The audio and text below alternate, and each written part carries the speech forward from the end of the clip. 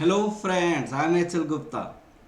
आज हम डिस्कस करने जा रहे हैं स्ट्रेटजिक फाइनेंशियल मैनेजमेंट, जो फाइनल का पेपर 14 है उसको कैसे स्टडी करेंगे और क्या हमारे पढ़ाने का बेसिक कंसेप्ट होगा ताकि आपका मैक्सिमम से मैक्सिमम मार्क्स आपका स्कोर कर सके। तो ये सब पेपर है, पेपर 14 है। पहले भी पेपर 14 था, 2016 सिलेबस में पेपर 14 है। ये सिलेबस 2022 का है, strategic financial management, CMA in final SFM का। ठीक है। इसमें मोस्टली आपका जो चैप्टर्स है फॉरेक्स, डेरिवेटिव, कैपिटल बजटिंग, जो आपने पहले भी पढ़ा हुआ है, पोर्टफोलियो मैनेजमेंट, और इसकी कितना कितना परसेंटेज मार्क्स है और कौन कौन सा टॉपिक्स है वो मैं आपको डिस्कस करूंगा। नेक्स्ट क्लास में मैं आपको कोई चैप्टर लेकर मैं आपको कंसेप्ट को बताऊंगा। ठीक है।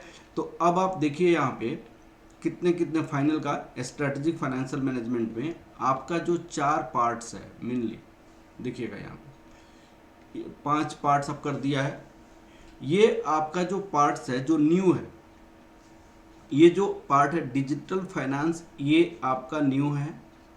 ये आपका 5 मार्क्स का न्यू ऐड किया गया। बाकी जितने भी है आपका पुराना ही जैसा है, वो आपको पुराना ही जैसा है, आपको कोई फर्क नहीं पड़ता है। अब देखिएगा यहाँ पे इन्वेस्टमेंट डिसीजन करके जो पहले भी था कैपिटल बजटिंग, इसमें क्या पढ़नी है, investment decision, project planning and control. जो आपने पेपर जो पहले था कॉस्ट एंड एफएम में आपने कैपिटल बजटिंग पढ़ा था, वही था। उसमें आपको रिस्की प्रपोजल जो आपने नहीं, उसमें नहीं था, इसमें है।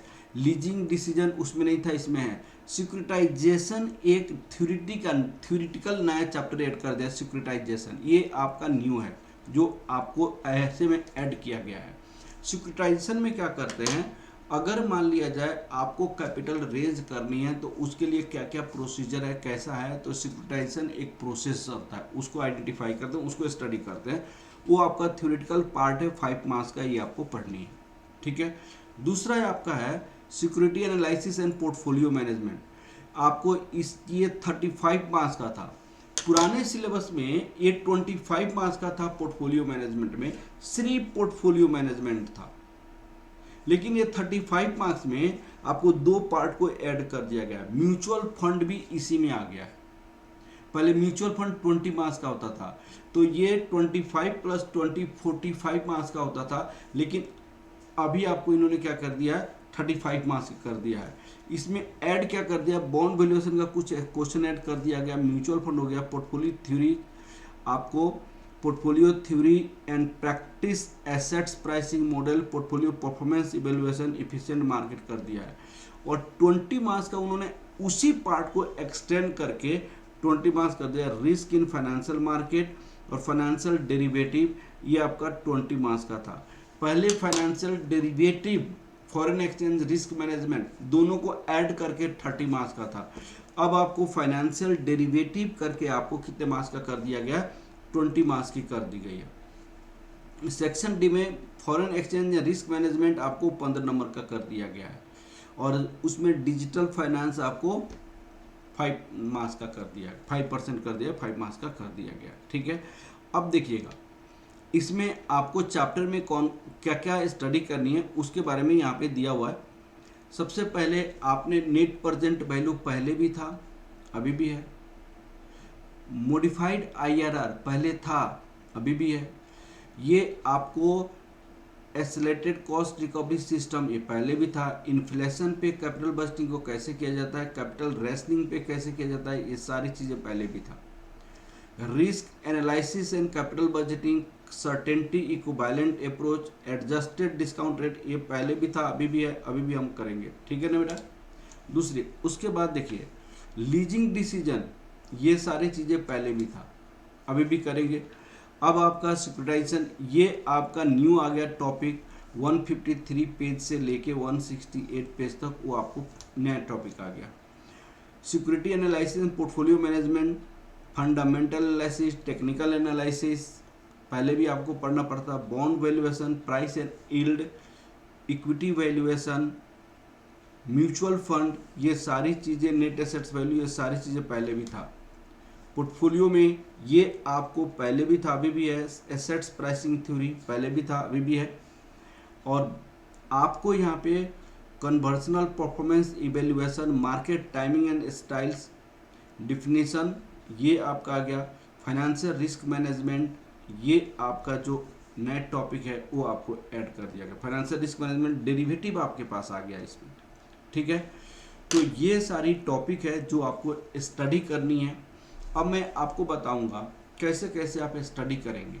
मैंने आपको सिलेबस 2016 का 100% स्टडी मटेरियल मैंने सोल्व करके यूट्यूब पे रख दिया है। इसका भी सारी एक स्टडी मटेरियल हम एक एक करके करेंगे। हमारे पढ़ाने का वे क्या होगा, कैसे हम पढ़ेंगे, कैसे पढ़ेंगे, उसका तरीका मैं आपको बता रहा हूँ। सबसे पहले किसी भी चैप्टर को पढ़ने के लिए हम उसकी concept and concept based question करेंगे। कंसेप्ट और कंसेप्ट बेस्ड क्वेश्चन, ठीक है, कंसेप्ट और कंसेप्ट बेस्ड क्वेश्चन। दूसरे में हम क्या करेंगे, आपका जो स्टडी मटेरियल का क्वेश्चन होगा, स्टडी मटेरियल क्वेश्चंस होगा, उसको हम देखेंगे, स्टडी मटेरियल क्वेश्चंस। अब आपको पास्ट ईयर, प्रीवियस ईयर का जो भी क्वेश्चन होगा एग्जाम में आपके पूछे गए, previous years questions, previous year की जो भी क्वेश्चन होगा जो एग्जाम में पूछा गया उसको हम डिस्कस करेंगे। फिफ्थ में क्या करेंगे हम बताइएगा, फिफ्थ में क्या करेंगे, प्रीवियस ईयर की क्वेश्चन को हम डिस्कस करेंगे। फिफ्थ में हम क्या डिस्कस करेंगे, आपके एग्जाम का पहले आरटीपी रिविजनरी टेस्ट पेपर होता है, एमटीपी मॉडल टेस्ट पेपर होता है, ये सारे करेंगे। ये सारे करने के बाद इससे बाहर का क्वेश्चन आपके एग्जाम में नहीं पूछता है, पक्का है। उसके बाद हम लास्ट में एग्जाम के पहले हम आपको टेस्ट लेंगे। इतना करने के बाद आप टेस्ट दीजिएगा, टेस्ट में 100% आप सक्सेस करेंगे, मुझे उम्मीद है। और टेस्ट के आप देने के बाद आप एग्जाम में जब उपयोग होंगे 100% सारी क्वेश्चंस आपका किया हुआ रहेगा, ये मैं आपको बताता हूँ। मेरी यूट्यूब लाइव क्लासेज होती है हमेशा, ताकि हम यूज्ड में रहे, ताकि प्रैक्टिस में रहे। तो यूट्यूब लाइव जरूर आप अटेंड कीजिएगा। मोस्टली हमारी यूट्यूब लाइव कितने बजे होती है, TTS ट्यूसडे थर्सडे सैटरडे आपको 8:30 PM पे होती है, ठीक है। तो ये क्लास जरूर आप अटेंड करेंगे। Okay, thank you. हम नेक्स्ट क्लास में आपको बताएंगे कैसे हम स्टडी करेंगे और फिर आपको कोई टॉपिक शुरू करेंगे।